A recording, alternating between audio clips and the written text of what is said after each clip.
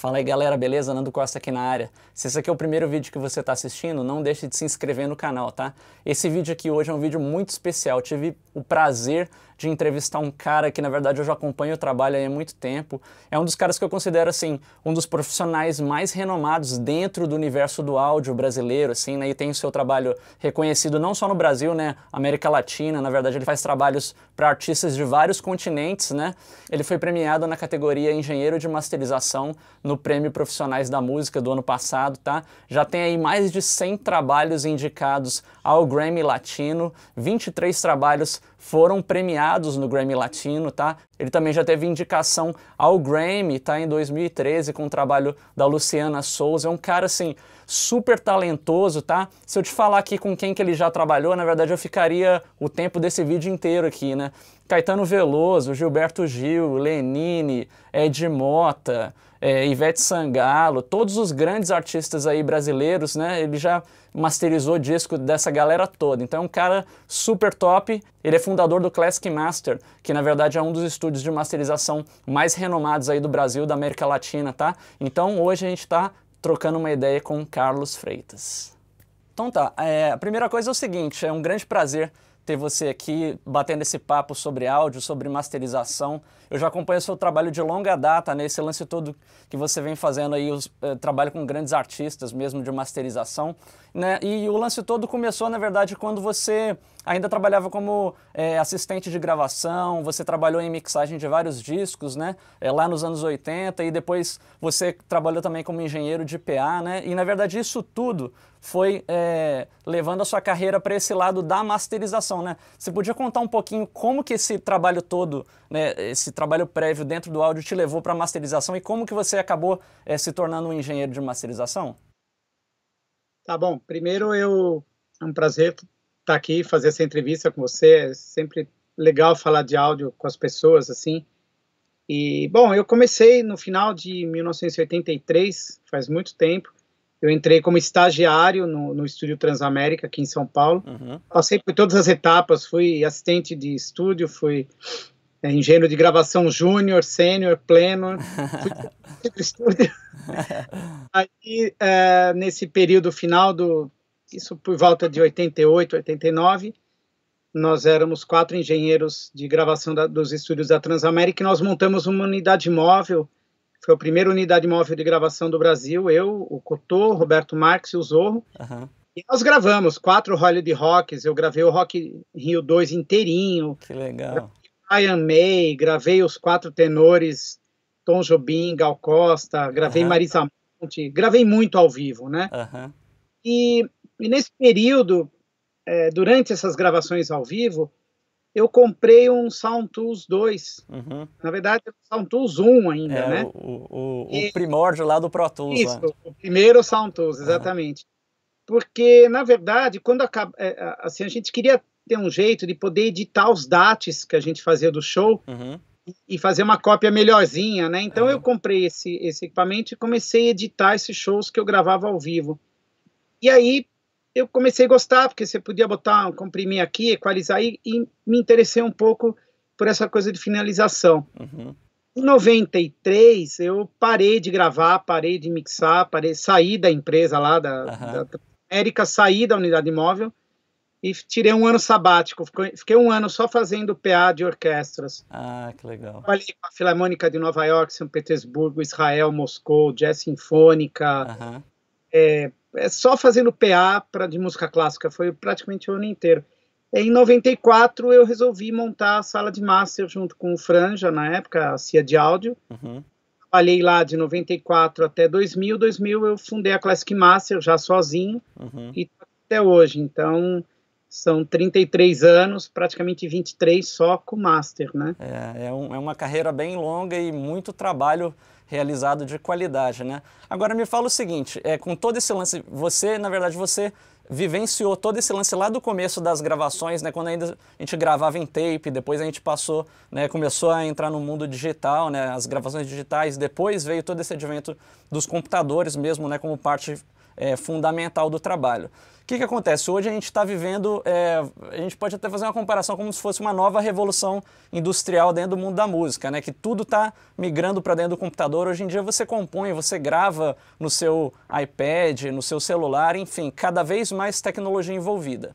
E o que acontece? Tem mais gente, tem mais pessoas produzindo material em casa, gravando em estúdios menores, né? Todo aquele conceito de estúdios grandes, na verdade, está migrando para muitos estúdios menores, mais gente produzindo música.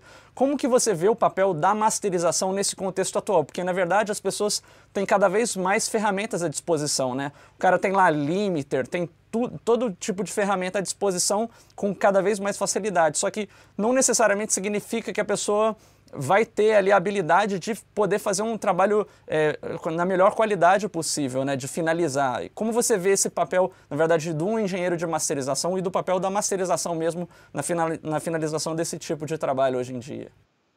Bom, de uma certa forma, realmente, eu comecei a gravar em analógico, em tapes, quando eu já estava parando de gravar e mixar, quando eu comecei a entrar já nessa área de masterização, foi a entrada do ADAT, foi até o ADAT que foi a ponte para o Pro Tools, que depois virou tudo digital, né? Então, acho que hoje o mais importante é que a distribuição de música também é digital, então isso faz com que você possa fazer tudo numa plataforma só e distribuir, você não tem mais o físico, né? Você não precisa queimar um CD, você não precisa fazer um vinil assim por diante. A master até então era o último estágio do processo criativo e produtivo, onde você preparava uma matriz para industrialização e distribuição. Isso fazia com que o engenheiro de master, além de ter essas habilidades artísticas, ele tinha o pré-requisito de conhecer todas as mídias para que ele pudesse fazer uma matriz perfeita para cada mídia. Com a chegada do CD e a queda do vinil, o CD ficou um pouco mais livre, vamos dizer assim, ele não tinha tantas limitações técnicas. Então, o engenheiro de master começou a focar mais no lado artístico do que no lado técnico. Com a chegada do MP3, isso agora, da distribuição digital, isso ficou maior ainda. Então, a master hoje, ela pode ser dividida em dois trabalhos. A potencialização da mixagem, onde as pessoas hoje mixam e masterizam tudo junto. Na verdade, se você está potencializando a mixagem ao máximo, então, é aquela preocupação excessiva com o volume, já bota a quantidade de agudo, a quantidade de grave, mas esse é o risco que se corre quando se faz esse processo. Você não tem ideia de como vai tocar no Spotify, no iTunes, na televisão, e assim por diante. Então, essa potencialização de mixagem é algo que está sendo incorporado, a master acaba sendo incorporada à mix. E você tem a master tradicional, que é o que eu faço, que é você receber uma mixagem, e aí eu potencializo essa mix, mas de acordo com cada mídia. Então, eu utilizei agora, por exemplo, todo o áudio das Olimpíadas, do ferramento. Eu tinha uma limitação técnica que são os novos padrões de transmissão de televisão, o sistema novo de loudness, que é basicamente um RMS de menos 23 dB, ou seja, você tem 23 dB de dinâmica, ao contrário do áudio digital hoje, desses sertanejos, por exemplo, tem 7 dB de faixa dinâmica. Então, como lidar com isso? Como fazer um áudio ter pressão com uma faixa dinâmica tão grande? Então, isso eu sei fazer, eu sei como que, por ser homologado do iTunes, eu sei como que o áudio tem que ser entregue para o iTunes para que eles não tenham que abaixar o volume. Então, eu conheço todas as mídias, então eu faço uma master para vinil, uma para o iTunes, uma para o Spotify. Então, uma master tradicional preocupada até muito mais com a distribuição do que com o som. O som é importante, é super importante, tanto que a gente trabalha fisicamente, mas tem a importância da distribuição, algo que as mixagens feitas com master no mesmo processo, né, mix master juntos, não acontece. Então, basicamente a diferença hoje é essa, né? Legal demais. Até aproveitar esse lance que você acabou de falar das Olimpíadas, que eu vi a matéria até no site da Avid, achei um trabalho sensacional, né? Então, para quem não sabe ainda, né, o Carlinhos ele trabalhou na masterização das faixas que foram utilizadas, né, durante a cerimônia de encerramento das Olimpíadas. E aí, pelo que eu li na matéria também, né, que você trabalhou, na verdade, em conjunto com uma equipe, né, que o pessoal estava produzindo as músicas, gravando lá, e você trabalhou, na verdade, uma masterização, muitas coisas por stems, né, porque, na verdade, tinha muito recall, né, tinha muita inserção de coisas ali, né, idas e vindas, né, do projeto. Você poderia falar um pouquinho mais sobre esse lance todo de você trabalhar na masterização por stems, né, e, na verdade, tem também o lance da masterização, de ter algumas faixas em estéreo e algumas faixas em surround 5.1 também, né? Você poderia falar um pouquinho sobre esse lance todo? Tá, no caso das Olimpíadas aconteceu o seguinte, né? Foi feito o projeto, como todas as cerimônias de Olimpíadas e Olimpíadas de Inverno, e Olimpíadas e cerimônias muito grandes, eles não correm o risco de fazer nada ao vivo, tudo é playback. Então, esse áudio foi todo gravado, né? Eram 33 músicas que foram gravadas e foram mixadas em stems de acordo com um protocolo que o pessoal da organização que ia fazer o PA, monitor e distribuição para TV, exigiu. Então eram 16 stems estéreos, onde tinha bumbo, caixa, chimbal, tom-tom, percussão, baixo, vozes, a voz seca e o reverb, tudo separado, né?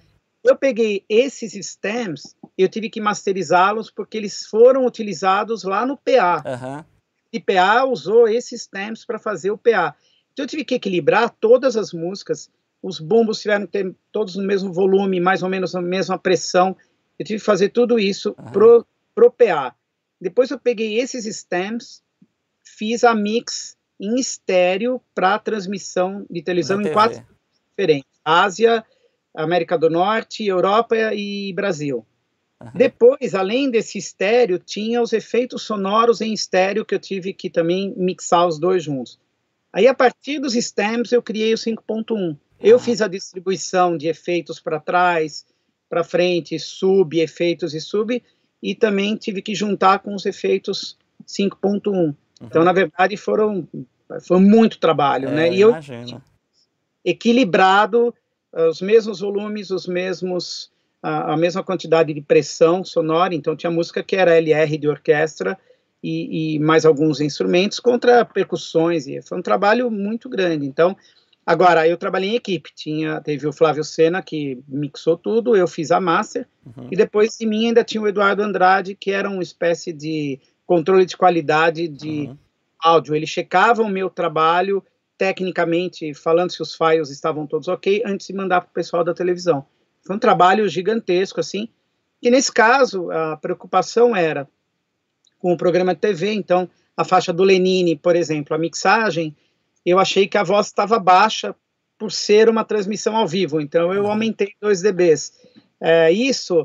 O Flávio Sena não se importou com isso, porque eu não fiz uma alteração na mixagem, eu estava fazendo uma finalização pensando em como seria a transmissão na televisão, e o produtor Ale Siqueira sempre acompanhando de perto. Então a gente tomou muitas decisões e volumes nessa masterização dos stems, né?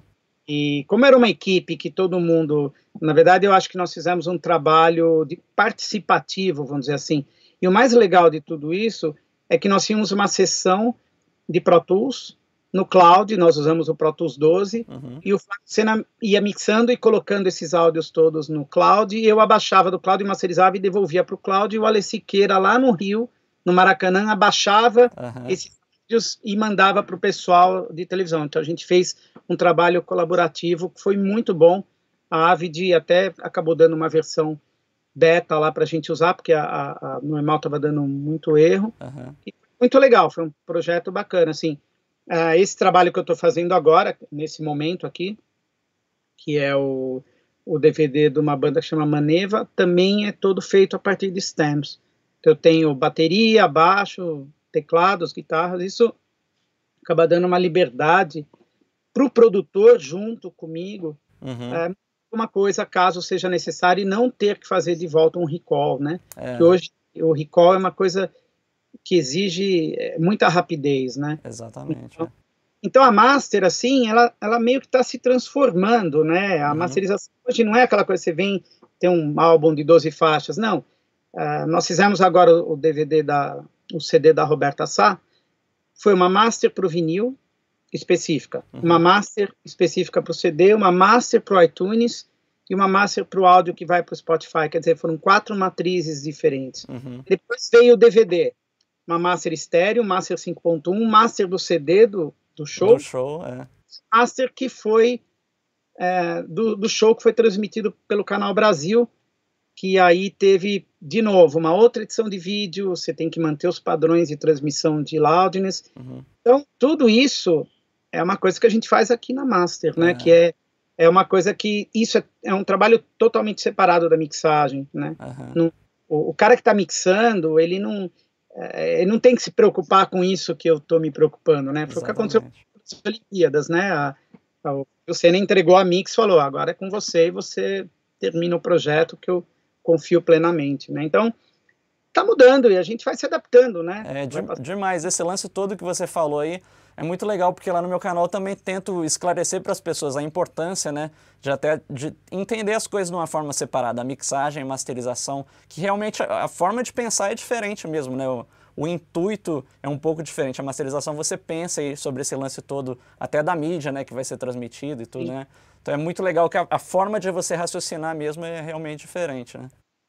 Até a forma de você ouvir é diferente. Exatamente. Você está preocupado com o volume dos instrumentos e eu estou masterizando, preocupado em polir e corrigir fazendo pequenos ajustes de equalização e compressão para que aquele áudio soe melhor ainda do que está, né? Quer dizer, um para frente. Então, hoje até um grande amigo meu, Beto Neves, veio aqui e nós estávamos conversando sobre isso, que, na verdade, hoje se exige que o engenheiro de mix entregue uma mixagem com áudio potencializado ao extremo, assim, quer dizer, você chega no Spotify, aquele áudio já está tão comprimido, tão processado, tão tudo que você não tem muito o que fazer com aquilo, né? Quando você está aqui na Master e você recebe a mix, eu tenho como fazer uma matriz específica para o Spotify, com um pouco mais de dinâmica, para o CD que vai tocar na pista com muito mais punch. Então tem isso, ele estava falando da dificuldade dele como engenheiro de mix, lidar com isso, de ter que entregar áudios já masterizados e ele não tem noção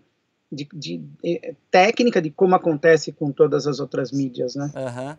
Muito legal. Aproveitando também essa ideia que você falou, você até comentou da faixa do Lenine e tal, eu li uma entrevista na Sound on Sound um tempo atrás, que você masterizou também o Carbono do Lenine, né? Que é um disco, assim, fenomenal, muito bom mesmo, muito legal a onda das músicas. E aí, nesse disco, você acabou falando na entrevista lá sobre até a questão estética mesmo, né? Que, na verdade, é uma outra coisa que você pode se preocupar mesmo na masterização. Então eu lembro que você comentou que um conjunto de músicas eram músicas mais fortes, assim, que tinham mais pressão e que precisavam de mais processamento, e outras músicas eram músicas que eram mais naturais, assim, talvez precisassem de menos processamento. E aí você, na verdade, fez uma escolha mesmo dos equipamentos. Eu não vou lembrar exatamente, mas eu lembro que para um conjunto de músicas você usou, por exemplo, um EQ da Mazellec e para um outro conjunto de músicas um Manley. Você podia falar um pouquinho desse lance da escolha dos equipamentos e até mesmo essa dualidade, né, analógico versus digital em termos de coloração e tal? Sim. O Bob Ludwig, que é um grande engenheiro de master, ele sempre diz que uma sala de masterização ela tem que ter um palette de cores, né, aquele palette de pintura e tal. E é uma coisa assim que eu levei alguns anos para entender isso e também para perceber realmente a facilidade e como é bom você ter opções a válvula e transistor. Obviamente, com plugin você tem centenas de opções, mas com analógico não é assim, porque um equalizador de masterização custa $8.000, né? Para você ter 3 equalizadores desse, né? É um pouco mais complicado. Exatamente. Então, o que acontece? Eu tenho um set a válvula da Manley, o Massive Passive Varimu, e tenho um set, até aqui, eu posso até mostrar aqui. Legal, a galera vai gostar de ver. Aqui é o meu set da Mazellec, né? E esse aqui é o meu set da Manley. E eu tenho aquele Bax EQ também da Dangerous, que eu acho... Coincidentemente eu tenho ele também. Então, e aí eu tenho aqui essa console de master aqui, ó, né? Onde eu tenho esses inserts aqui, que eu tenho os meus equipamentos insertados e eu posso trocar rapidamente de um equalizador para o outro. Então, quando eu ouço uma música, eu vejo que o grave está muito forte e um pouco solto, eu tenho uma tendência a usar mais um compressor FET, né? Que é um transistorizado, né? Uhum. Quando o grave está muito pequeno, seco, e eu preciso de harmônicos e preciso, uma linguagem um pouco mais popular, esquentar o som, eu acabo usando o Manley. Então, quando eu começo uma master, eu faço 2 sets, um com o Manley e o outro com o Marselec, e eu vou trocando entre eles. Às vezes eu faço até a mesma equalização, para você poder escolher qual música requer, qual junção dos equipamentos. Então, a maioria esmagadora eu uso o Manley, compressor Manley e o equalizador Marselec.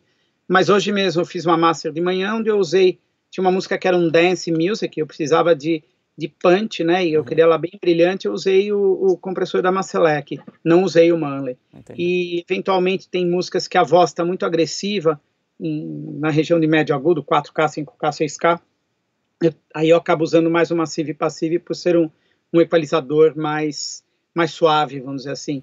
E tem o Bax EQ, que na verdade é um sistema de equalização shelve, onde você tem, sei lá, de 4K para cima, você bota 3 dBs ou tira. Então, nesse disco que eu estou fazendo nesse momento é um reggae, o grave está um pouquinho exagerado, então eu tirei 1 dB de 100 Hz para baixo e trabalhei um pouquinho alta frequência. Então, eu dei uma reequilibrada entre graves e agudos usando o Bax EQ. Então, o Bax EQ hoje, ele está sempre junto com o Marselec. Eu tenho usado bastante os dois, é um bom set. Então, eu tenho um bom equipamento, assim, que permite fazer rapidamente esse AB. Por trabalhar em estéreo, o meu recall acaba sendo um pouco tranquilo, porque eu pego e fotografo tudo, e tem que refazer, é muito fácil. Eu tenho um ajuste do meu equipamento que é sempre o mesmo. Eu nunca mexo na entrada e na saída dos compressores. Eu trabalho a entrada e a saída da console. Então, para fazer um recall, meus equipamentos já estão ajustados, um ajuste padrão. Então, eu vou trabalhando na minha console, eu tenho um input, então, que nem essa música aqui, eu estou botando 2 dBs a mais na console. Na anterior, eu deixei em 0. Aí eu não preciso ficar mexendo no threshold do meu computador. Você trabalha ele mais fixo e vai ajustando as entradas. Eu trabalho totalmente fixo, exatamente. Legal. Então, eu tenho uma agilidade muito grande. Agora, o 5.1 eu estou fazendo todo in the box, eu estou fazendo todo em plugin, eu uso aí basicamente os plugins da Manley. Eu gosto muito dos limiters, eu gosto do PSP Xenon, que eu acho muito bom. O meu preferido é o Sonox, o Sonox Limiter, o Oxford, exatamente. Gosto bastante também do limiter, daquele Precision Limiter que eu uso para discos de jazz e tal. Então, o limiter sempre é digital, a parte de processamento é sempre analógica. E no caso do 5.1, eu tenho feito em digital. Eu acredito que assim, cada vez mais a gente vai trabalhar em digital, porque é tudo tão rápido, a necessidade de recall é tão grande. Mas, assim, eu gosto dos meus equipamentos, acho legal trabalhar com eles, mas é possível fazer uma master tanto digital quanto analógica. Acho que a questão não é, eu sempre falo assim, você tem que saber equalizar, tem que saber comprimir, independente das ferramentas. Ferramenta não se discute, né? Cada um tem a sua e tira o melhor som possível dela da maneira que está acostumado. Eu gosto dos meus equipamentos analógicos, mas isso não quer dizer que eu não faça nenhuma master digital. Olimpíadas foi todinha feita digitalmente, não teve nada analógico. Muito legal. Desculpa, pode continuar. Não, foi feito tudo in the box. Eu não tenho esse problema de master contra digital, nada disso. É legal, esse lance todo que você falou ajuda a clarear ainda mais esse lance todo, né, de analógico versus digital. Na verdade, são cores, né? Então, ou você gosta de uma cor, um vermelho mais escuro, um vermelho mais claro, a tonalidade é um pouquinho diferente, mas você sabendo combinar ali a paleta e o que a sua música pede, na verdade, você consegue resolver com qualquer equipamento mesmo, né? Sim, uma última pergunta para a gente fechar aqui é o seguinte, é até questão mesmo de estudo, né? Que você tem muita experiência mesmo, você já trabalha há muitos anos com áudio e, na verdade, você sempre procurou mesmo se aprimorar e estudar. E aí, coincidentemente, eu tive o prazer de ter um trabalho masterizado por você, que eu tive prazer também de produzir e mixar junto com o Emerson Nogueira, né? Que é o disco versão acústica 5. Né? Infelizmente, na época, eu não pude ir no estúdio, eu gostaria de ter ido aí visitar e tal. E aí eu lembro que na época o próprio Emerson comentou, conversando com você, que você também estudou um pouco de masterização, né, com o Jonathan Weiner, lá nos Estados Unidos, que é um cara que, na minha opinião, eu vejo como um guru assim, dentro do áudio e tal. O que você poderia deixar de dica aí para o pessoal que está vendo o canal e o pessoal procura mesmo para aprender mais, porque hoje em dia todo esse lance do estudo mesmo está movendo para a internet, né? Então é importante a gente passar informação legal e incentivar a galera, né, com toda essa disponibilidade dos equipamentos aí, de plugins, né, de DAWs, cada vez com mais recursos e tal. É importante que a galera realmente entenda o que está fazendo, né? Então o que você poderia deixar de dica em relação aos estudos, né? Como se aprimorar e como se dar bem dentro do mundo do áudio, trabalhando como um profissional de áudio? Entendi. O Jonathan foi muito legal, eu fiz o curso de Master com ele lá na Berklee, fiz outros cursos também, eu fiz o curso inteiro de produção musical, teve o curso de o Critical Listening, que foi muito legal, com o Alejandro, que foi um outro professor que eu tive. Eu tive aula com ele também na época da Berklee, ele é um cara muito legal. Muito legal, fiquei muito amigo dele, do Alejandro, muito mais do que o Jonathan. Ah, legal.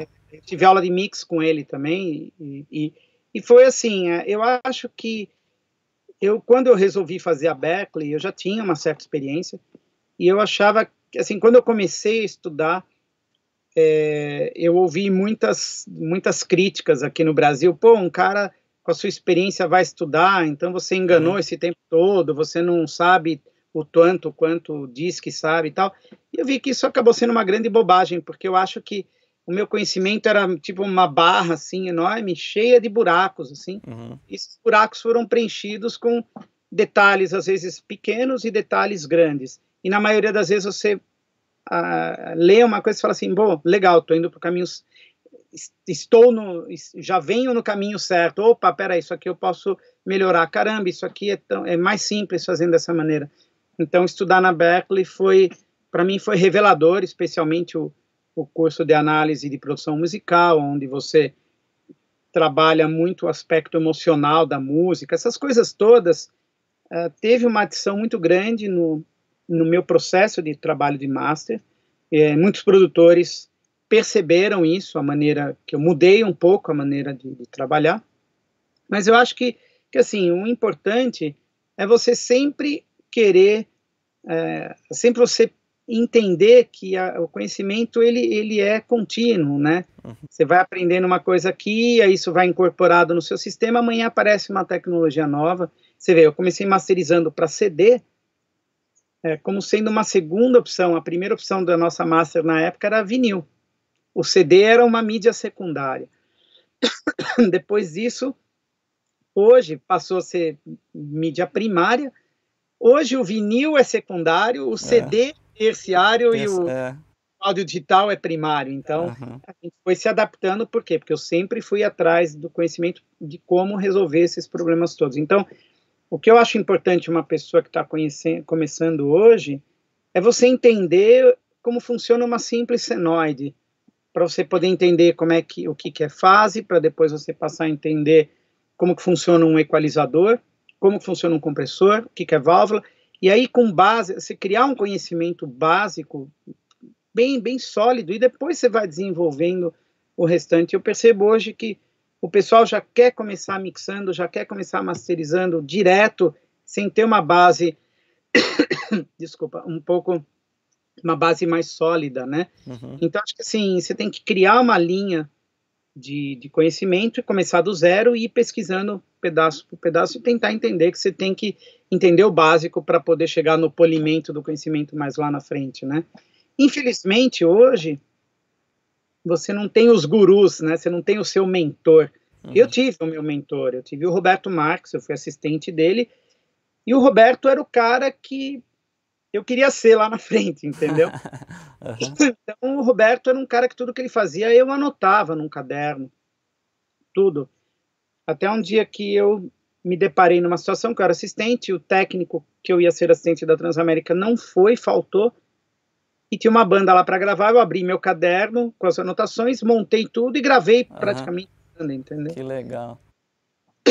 Então, tem muito isso, assim, infelizmente hoje você não fica de assistente num estúdio e vê alguém trabalhar. porque conhecimento, o que está escrito nos livros é muito legal, tudo, mas o legal é você ver o dia a dia, né, onde acontecem os imprevistos, tal. Eu tive essa sorte de ter um grande mentor, que foi o Roberto Marques, que foi meu grande mestre, eu sempre vou ser eternamente grato a ele. Legal.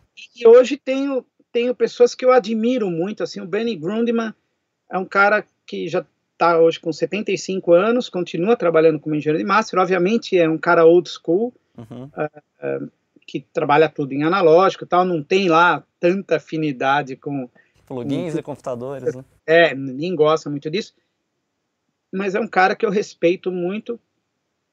E o Jonathan é um cara eu gosto muito da maneira com que ele lida com essa coisa do conhecimento, né? Hoje ele é um cara contratado da Isotope, e ele cuida de toda essa parte de conhecimento que a Isotope faz, é ele que cuida disso. Então, ele, além de ser um grande engenheiro de master, ele é um cara que também foi para essa área de ensinar e passar toda essa informação, ele é muito didático, né? Então, acho que eu tenho esses dois engenheiros como referências para mim, o Bernie como carreira e como pessoa, ele corre que nem eu, né? Um cara assim que é preocupado com a saúde e tal. E o Jonathan como pessoa que passa o conhecimento para frente. A gente até iniciou uma conversa de repente, eu ser professor da Berkeley, do curso de Master em português. Que legal, sensacional. Aí a gente pensou nessa possibilidade, porque o Brasil é um país extremamente relevante, muita gente faria o curso em português. Com certeza. Então, passou, a gente chegou a conversar um pouco sobre isso e tal.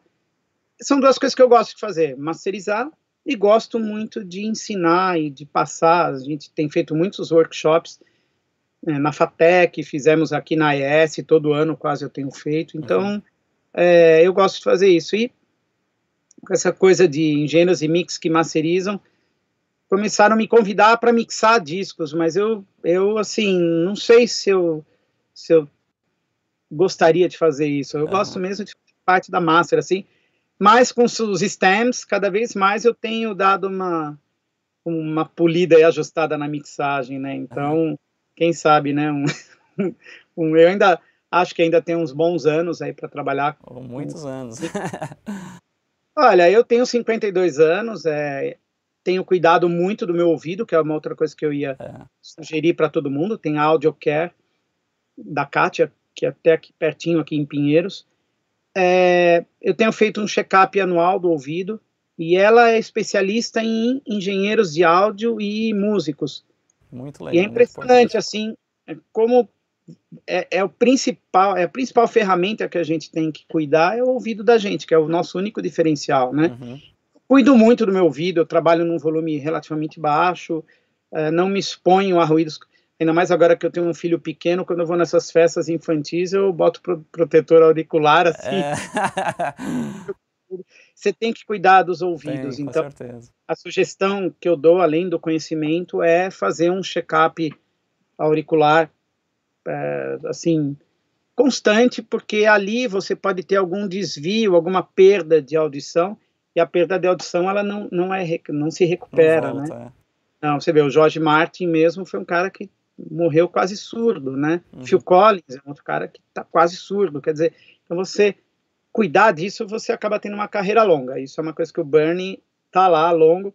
Então vamos ver até quando eu acreditar nos meus ouvidos e principalmente me divertir fazendo o trabalho, eu vou continuar trabalhando, mas acho que não sei se com mix não, vamos ver. Com certeza. Ó, Carlinhos, eu só tenho que te agradecer, muitíssimo obrigado. Eu acho que você falou assim, pelo menos umas 5 vezes mais coisas aqui que eu imaginava que eu iria te perguntar, um monte de pergunta aí você já colocou para fora e já passou muita ideia boa para a galera, assim, com certeza o pessoal vai gostar bastante. É um grande prazer e eu espero em breve ir em São Paulo e visitar o seu estúdio, fazer uma visita aí também. Super legal, não, claro, a gente assim, eu gostaria de dedicar mais tempo a essa coisa de workshops e de trazer as pessoas. Nós temos um workshop aqui para a BMI, aqui na Classic Master, no topo do prédio tem um auditório, e nós fizemos uma terça técnica aqui também, e foi bacana porque daí nós dividimos em grupos de 5, E as pessoas desceram aqui e eu mostrei um pouco da masterização das Olimpíadas, inclusive, que legal. né? Uhum. Então a gente tirou um dia para fazer isso, porque eram quase 80 pessoas, né? Então iam descendo de 5 em 5. E aí as pessoas falam comigo assim, poxa, mas cara, como é que você consegue fazer a master do Ed Mota soar tão grande, tão alta, assim, e usar um equalizador, um compressor e um limiter? E eu sempre falo isso, que, cara, master menos é mais. Eu acho que hoje o principal erro que o pessoal tem cometido é colocar muitos plugins numa master. Às vezes, né?